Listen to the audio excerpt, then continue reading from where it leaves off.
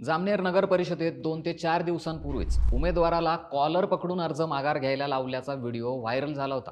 पण त्या दिवशी रडत रडत अर्ज मागे घेणाऱ्या उमेदवाराने आता हसत हसत भाजपमध्ये प्रवेश केलाय। त्यामुळे महाजनांनी नेमकी त्या उमेदवारावर काय जादू चालवली याची चर्चा आता सगळीकडे केली जाते। जामनेर नगर परिषदेवर महाजनांच्या पत्नी साधना महाजन बिनविरोध कशा निवडून आल्या आणि त्या उमेदवाराने भाजपमध्ये प्रवेश कसा केला, सगळं प्रकरण डिटेलमध्ये सांगतो। जामनेर नगरपालिका निवडणुकीत जलसंपदा मंत्री गिरीश महाजन यांच्या पत्नी श्रीमती साधना महाजन या बिनविरोध नगराध्यक्ष झाल्या। नगरपालिकेच्या 9 जागांवर भाजपचे उमेदवार बिनविरोध निवडून आले। पण बिनविरोध निवडणुकीचं नाट्य वेगळ्याच कारणाने वादात सापडलं होतं।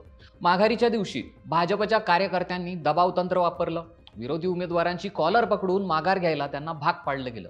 या प्रकरणाचे व्हिडिओही सगळीकडे व्हायरल झाले। यावरनं भाजपवर टीकाही झाली होती आणि सोशल मीडियावर या प्रकरणाची चर्चा चांगलीच रंगली होती। पण आता रडत रडत माघार घेणारे उमेदवार उत्तम पाटील यांनी मात्र हसत हसत भाजपमध्ये प्रवेश केलाय। यामुळे महाजनांनी नेमकी काय चक्र फिरवली याची चर्चा आता सगळीकडे रंगली आहे। राष्ट्रवादी काँग्रेस शरदचंद्र पक्षाचे तालुका अध्यक्ष उत्तम पाटील यांनी या निवडणुकीत माघार घेतली होती। उत्तम पाटील यांचे भाऊ हे एका शिक्षण संस्थेत नोकरी करतात। शिक्षण संस्थेच्या माध्यमातूनच हे दबाव तंत्र वापरलं गेलं असा आरोप आता केला गेलाय।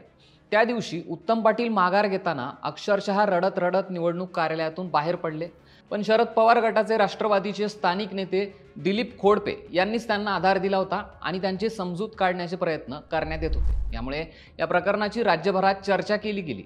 या नाट्यानंतर राष्ट्रवादीचे दिलीप खोडपे उमेदवार ज्योत्स्ना विसपुते यांनी एक पत्रकार परिषद घेऊन महाजनांवर गंभीर आरोपही केले होते। या प्रकरणावर जेव्हा दुसऱ्या दिवशी गिरीश महाजनांकडे विचारणा झाली तेव्हा त्यांनी दबाव तंत्र वापरल्याचा नकार दिला। त्यातल्या त्यात वंचित बहुजन आघाडीचे उमेदवार ॲडव्होकेट मोगरे यांनीही भाजपचीच बाजू घेतली होती। माझ्यावर दबाव टाकणारे भाजपचे पदाधिकारी किंवा कुठलेही कार्यकर्ते नव्हते, तर शरद पवार गटाचे नेते आणि इतर काही पदाधिकारी होते। भाजप नाही तर शरद पवार गटानेच दादागिरी केली असा गंभीर आरोप मोगरे यांनी माध्यमांशी बोलताना केला होता। दुसऱ्या बाजूने खोडपेंचे पुत्र गौरव खोडपे यांनीही भाजपवर निशाणा साधला होता। त्यामुळे जामनेर नगरपालिका निवडणूक वादात सापडली होती। दोन्ही बाजूंनी आरोप प्रत्यारोप मोठ्या प्रमाणावर केले जात होते। पण या सगळ्या घडामोडींच्या पार्श्वभूमीवर पुन्हा एक नाट्यमय घडामोड जामनेरमध्ये पाहायला मिळाली। शरद पवार गटाचे रडत रडत माघार घेणारे उमेदवार उत्तमराव पाटील यांनी हसत हसत गिरीश महाजन यांच्या उपस्थितीत भाजप पक्षात प्रवेश केला।